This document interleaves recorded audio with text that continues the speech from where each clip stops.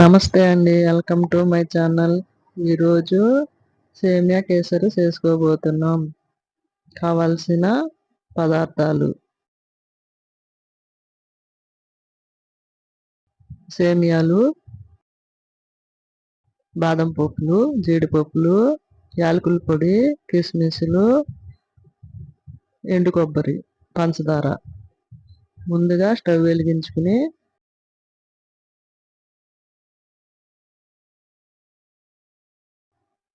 3 చెంచాలు నెయ్యి వేసుకోవాలి.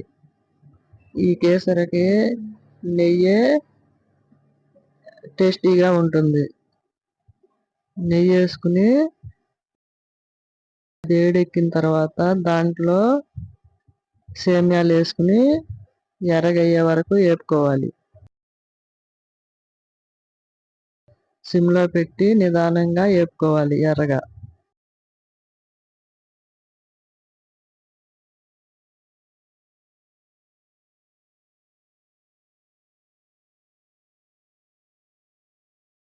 అది ఎర్రగయిన తర్వాత మనం కప్పు తీసుకున్నాం కాబట్టి సేమియాలు 2 కప్పులు నీళ్ళు పోసుకోవాలి. అది మొత్తం ఓసారి తిప్పుకోవాలి.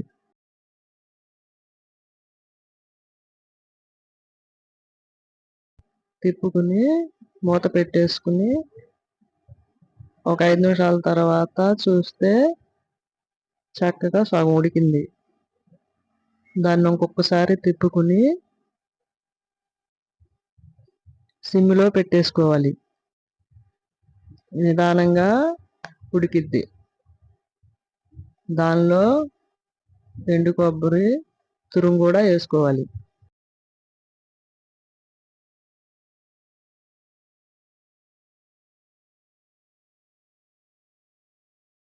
నేను అక్కడక్కడ ఎండు కొబ్బరి ముక్కలు తగులుతాయని కొంచెం చిన్న చిన్న ముక్కలుగా కోసి వేసాను.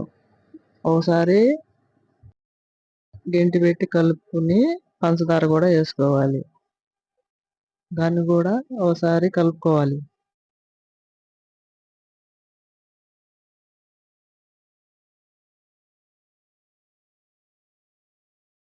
మీరు తీపి అయితే ఎంతైతే తింటారో దాన్ని బట్టి వేసుకోవాలి పంచదార. మేము తక్కువే తింటాం కాబట్టి నేను తక్కువే వేసాను. మూత పెట్టుకుని మళ్ళీ స్టవ్ వెలిగించి ఇంకో బాండి పెట్టుకుని దానిలో 2 గంటలు నెయ్యి వేసుకుని జీడిపప్పులు, బాదం పప్పులు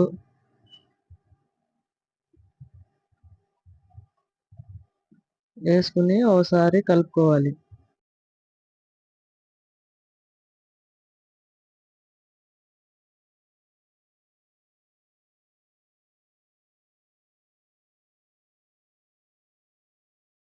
ఇది ఇంకోసారి మూత తీసుకుని యాలకుల పొడి వేసి ఇంకొకసారి కలుపుకొని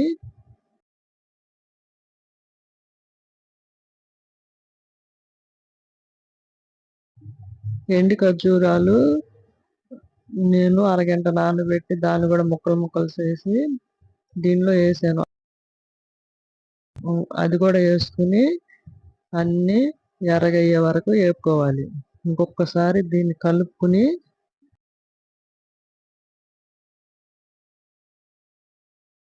అది పక్కన పెట్టుకుని ఇవి కూడా ఎర్రగా వేపుకోవాలి. సేమియా కేసరి రెడీ.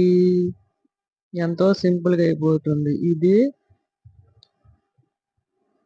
ఒక ప్లేట్ తీసుకుని దానిలో మనం వండుకున్న సేమియా కేసరి వేసుకోవాలి. మనం ఎప్పుడన్నా ఉపాసం ఉన్నప్పుడు ఇలా చేసుకు తింటే తొందరగా నీరసం పోయి కొంచెం ఎనర్జీ వస్తుంది. మనం వండుకున్నదంతా దానిలో వేసుకుని